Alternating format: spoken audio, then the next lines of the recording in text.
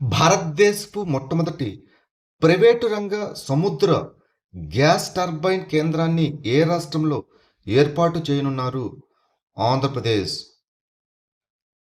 భారతదేశపు మొట్టమొదటి ప్రైవేటు రంగ మెరైన్ గ్యాస్ టర్బైన్ ప్లాంట్ను ఆంధ్రప్రదేశ్లోని విశాఖపట్నంలో ఏర్పాటు చేయనున్నారు. భారత్ ఫోర్జ్ లిమిటెడ్ నేతృత్వంలో 80 ఎకరాల విస్తీర్ణంలో ఏర్పాటు చేయనున్న ఈ కాంప్లెక్సు భారత నౌకాదళం యొక్క ప్రొపల్షన్ నిర్వహణకు మద్దతుగా ఒక మెయింటెనెన్స్, రిపేర్ అండ్ ఓవర్హాల్ కేంద్రంగా మరియు తయారీ కేంద్రంగా పనిచేస్తుంది. భారతదేశంలోని ఏ నగరాన్ని ప్రపంచ లిచీ రాజధాని అని పిలుస్తారు? ముజఫర్పూర్, బీహార్. ముజఫర్పూర్, బీహార్ తన భారీ లిచీ ఉత్పత్తి కారణంగా ప్రపంచ లిచీ రాజధానిగా ప్రసిద్ధి చెందింది. ఈ ప్రాంతంలోని సారవంతమైన ఒండ్రు నేల, వెచ్చని వేసవికాలం మరియు గంగా మైదానాల్లో అధిక తేమ లిచీ సాగుకు అనువైన పరిస్థితులను కల్పిస్తాయి. భారతదేశంలో లిచీని అత్యధికంగా ఉత్పత్తి చేసే రాష్ట్రం బీహార్. వైశాలి మరియు సమస్తీపూర్లతో పాటు ముజఫర్పూర్ ఈ ఉత్పత్తి కేంద్రానికి ప్రధాన కేంద్రంగా ఉంది. షాహీ లిచీకి దాని ప్రత్యేక ప్రాంతీయ గుర్తింపును సూచిస్తూ భౌగోళిక సూచిక ట్యాగు అనగా జిఐ ట్యాగు లభించింది. మే, జూన్ పంట కాలంలో ముజఫర్పూర్ భారతదేశం మరియు విదేశాల్లోని మార్కెట్లకు లిచీలను సరఫరా చేస్తుంది. బెటర్ నెవర్ స్టాప్స్ అనే పుస్తకాన్ని ఎవరు ఆవిష్కరించారు? శామ్ శ్రీనివాసన్. శామ్ శ్రీనివాసన్ తన తొలి పుస్తకం బెటర్ నెవర్ స్టాప్స్ను మే 2026లో విడుదల చేశారు. భారతదేశ బ్యాంకింగ్ మరియు ఆర్థిక సేవల రంగంలో ఆయనకు ఉన్న 30 ఏళ్లకు పైగా అనుభవం ఆధారంగా ఈ పుస్తకం రూపొందించబడింది. నాయకత్వం మరియు నిర్వహణలో స్థితిస్థాపకత, అనుకూలత, క్రమశిక్షణ మరియు నిరంతర అభివృద్ధి యొక్క ప్రాముఖ్యతను ఈ ప్రచురణ నొక్కి చెబుతుంది. ఇటీవల భారతదేశ సుక్రయాన్ మిషన్లో ఏ దేశం చేరింది? స్వీడన్. అంతరిక్ష పరిశోధనలో అంతర్జాతీయ సహకారాన్ని బలోపేతం చేస్తూ భారత అంతరిక్ష పరిశోధన సంస్థ ఇస్రో చేపట్టిన సుక్రయాన్లో స్వీడన్ చేరింది. శుక్రయాన్ను వీనస్ ఆర్బిటర్ మిషన్ అని కూడా పిలుస్తారు. శుక్రగ్రహాన్ని అధ్యయనం చేయడానికి భారతదేశం చేపట్టిన మొట్టమొదటి శాస్త్రీయ యాత్ర ఇది. ఈ యాత్రకు 2024లో ఆమోదం లభించగా 2028 మార్చిలో దీనిని ప్రయోగించనున్నారు.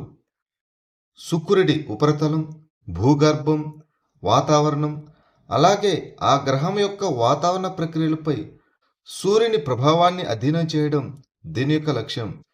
ఇస్రో ఈ అంతరిక్ష నౌకను అభివృద్ధి చేసి ప్రయోగాన్ని నిర్వహిస్తుంది. రాబోయే ఏ సంవత్సరాన్ని ఇటలీ మరియు భారతదేశం మధ్య సాంస్కృతి మరియు పర్యాటక సంవత్సరంగా సంయుక్తంగా జరుపుకోవడానికి నిర్ణయించారు? 2027ని. జార్జియా మెలోని ఆహ్వానం మేరకు నరేంద్ర మోదీ 2026 మే 19, 20 తేదీల్లో ఇటలీలో అధికారిక పర్యటన చేపట్టారు. ఈ పర్యటన సందర్భంగా 2027 సంవత్సరాన్ని ఇటలీ మరియు భారతదేశం మధ్య సాంస్కృతి మరియు పర్యాటక సంవత్సరంగా జరుపుకోవాలని భారతదేశం మరియు ఇటలీ నిర్ణయించాయి. ఇరు దేశాల మధ్య ప్రజల సంబంధాలను బలోపేతం చేసే లక్ష్యంతో అనేక రకాల సాంస్కృతిక, పర్యాటక సంబంధిత కార్యక్రమాలు ఉంటాయి. ఈ ప్రదర్శనను భారతదేశం మరియు ఇటలీల సంబంధిత సాంస్కృతిక మంత్రిత్వ శాఖలు సంయుక్తంగా నిర్వహిస్తాయి. సూర్యాస్త్ర రాకెట్ వ్యవస్థను ఏ కంపెనీ అభివృద్ధి చేసింది? నిబే లిమిటెడ్. భారతదేశ స్వదేశీ రక్షణ సాంకేతికతలో ఒక ప్రధాన మైలురాయిగా సూర్యాస్త్ర రాకెట్ వ్యవస్థను ఇటీవల చండీపూర్లో విజయవంతంగా పరీక్షించారు. ఈ వ్యవస్థను నిబే లిమిటెడ్ ఎల్బిట్ సిస్టమ్స్తో కలిసి అభివృద్ధి చేసింది. సూర్యాస్త్ర అనేది భారతదేశ మొట్టమొదటి స్వదేశీ universal multi calibre rocket launcher వ్యవస్థ. దీనిని శత్రువుల కమాండ్ సెంటర్లు, రాడార్ సైట్లు మరియు లాజిస్టిక్స్ హబ్బులపై ఖచ్చితమైన దాడుల కోసం రూపొందించారు. ఇది వివిధ దూరాల్లో ఒకేసారి అనేక లక్ష్యాలను ఛేదించగలదు. మూడవ భారత్ నార్డిక్ శిఖరాగ్ర సమావేశానికి ఏ దేశం ఆతిథ్యం ఇచ్చింది? నార్వే. ప్రధానమంత్రి Narendra Modi డెన్మార్కు, Norway, Finland, Iceland, Sweden దేశాల నాయకుల భాగస్వామ్యంతో మూడవ భారత్ నార్డిక్ శిఖరాగ్ర సమావేశం నార్వేలోని ఓస్లో జరిగింది. భారత్ నార్డిక్ శిఖరాగ్ర సమావేశం అనేది భారత్ మరియు 5 నార్డిక్ దేశాల మధ్య సహకారాన్ని ప్రోత్సహించే ఒక బహుపాక్షిక వేదిక. 2026 శిఖరాగ్ర సమావేశం సంబంధాలను హరిత సాంకేతికత మరియు ఆవిష్కరణల వ్యూహాత్మక భాగస్వామ్యంగా ఉన్నతీకరించింది. భారతదేశంలో భారీ పెట్టుబడులు మరియు ఉపాధి కల్పనను లక్ష్యంగా చేసుకున్న భారత్ ఈఎఫ్టిఏ వాణిజ్య మరియు ఆర్థిక భాగస్వామ్య సంబంధం అమలును నాయకులు స్వాగతించారు. దేశీయ ఇంధన లభ్యతను పెంచడానికి 2026 మే నెలల్లో ఉర్తాన్ మరియు దిరౌలి బొగ్గు గనులు ఉత్పత్తిని ప్రారంభించాయి. ఈ 2 గనులు భారతదేశంలోని ఏ రాష్ట్రంలో ఉన్నాయి? మధ్యప్రదేశ్.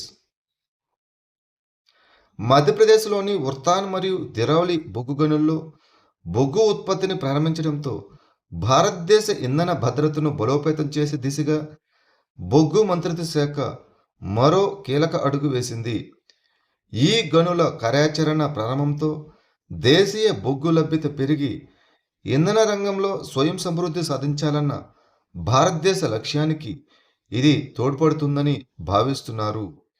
ఇటీవల వార్తల్లో కనిపించిన పులికాట్ సరస్సు ఏ 2 రాష్ట్రాల మధ్య ఉంది?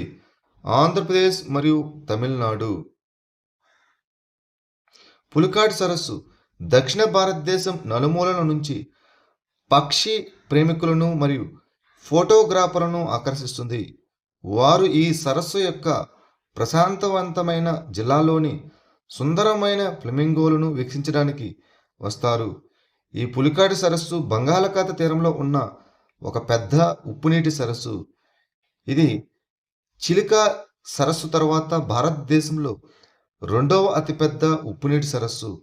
ఈ సరస్సు ఆంధ్రప్రదేశ్ మరియు తమిళనాడు రాష్ట్రాల్లో విస్తరించి ఉంది మరియు శ్రీహరికోట ద్వీపం ద్వారా బంగాళాఖాతం నుంచి వేరు చేయబడింది. 2026 మే నెలలో సంఘమిత్ర లేదా యాడ్ 3039 అనే పేరుతో నెక్స్ట్ జనరేషన్ ఆఫ్షోర్ పెట్రోల్ వెజల్ను జలప్రవేశం చేయించారు. ఈ నౌకను ఎయిర్ రక్షణ షిప్యార్డ్ నిర్మించింది. Garden reach ship builders and engineers సంస్థ. సంఘమిత్ర అని పేరు పెట్టబడిన యాడ్ 3039 నౌకను 20 మే 2026న కోల్కతాలోని garden reach ship builders and ఇంజనీర్స్లో జలప్రవేశం చేయించారు. స్వదేశీ పరిజ్ఞానంతో రూపొందించి నిర్మించిన ఈ నౌకలు నిఘా, తీర రక్షణ, శోధన మరియు రక్షణ కార్యకలాపాలు, ఆఫ్షోర్ ఆస్తుల రక్షణ, మానవతా సహాయం మరియు విపత్తు సహాయం, అదేవిధంగా సముద్రపు దొంగల నిరోధక మిషన్ల వంటి రంగాల్లో భారతదేశ సముద్ర సామర్థ్యాలను బలోపేతం చేయడానికి ఉద్దేశించబడ్డాయి. State and trends of carbon pricing 2026 అనే నివేదికను ఏ సంస్థ విడుదల చేసింది? ప్రపంచ bank. State and trends of carbon pricing 2026 నివేదికను ప్రపంచ బ్యాంకు గ్రూపు విడుదల చేసింది. 2026లో భారతదేశం తన కార్బన్ క్రెడిట్ ట్రేడింగ్ పథకాన్ని ప్రారంభించిన తర్వాత ప్రపంచంలోని అతిపెద్ద కొత్త కార్బన్ మార్కెట్లో ఒకటిగా ఆవిర్భవించిందని ఈ నివేదిక పేర్కొంది. భారతదేశ ఉద్గారాల ట్రేడింగ్ వ్యవస్థ ప్రస్తుతం 7 రంగాలను సుమారు 490 పరిశ్రమలను కవర్ చేస్తుంది.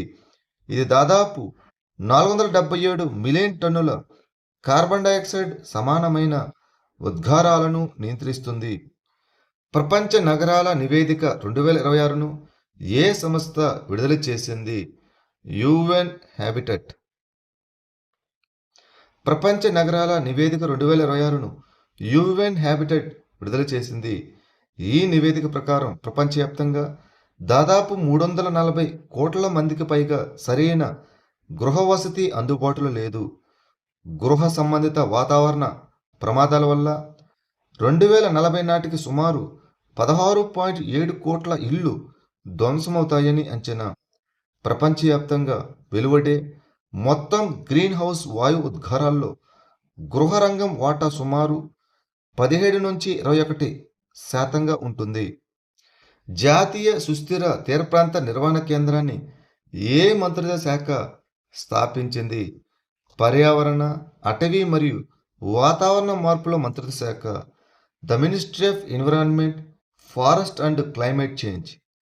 జాతీయ సుస్థిర తీరప్రాంత నిర్వహణ కేంద్రం ఇటీవల మహారాష్ట్రలోని చాలా చిత్తడి నేలల డాక్యుమెంటేషన్ మరియు గ్రౌండ్ ట్రూతింగ్ను పూర్తి చేసింది.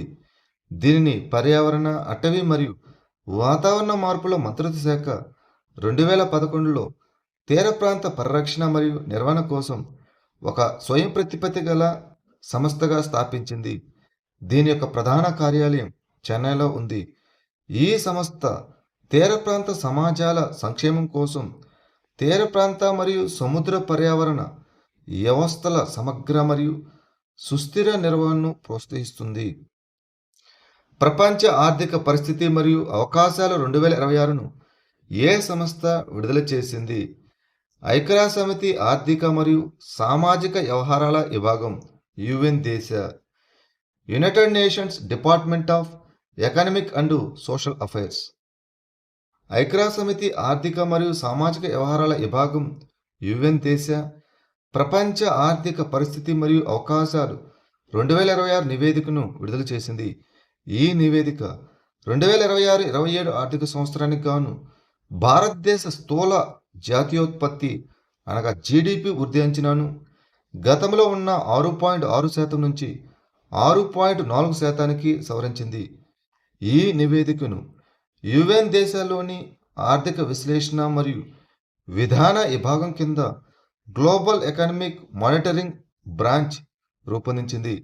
ఇక 2027-28 ఆర్థిక సంవత్సరానికి గాను భారతదేశ జీడిపి వృద్ధి అంచనాను కూడా 6.6%కి సవరించారు.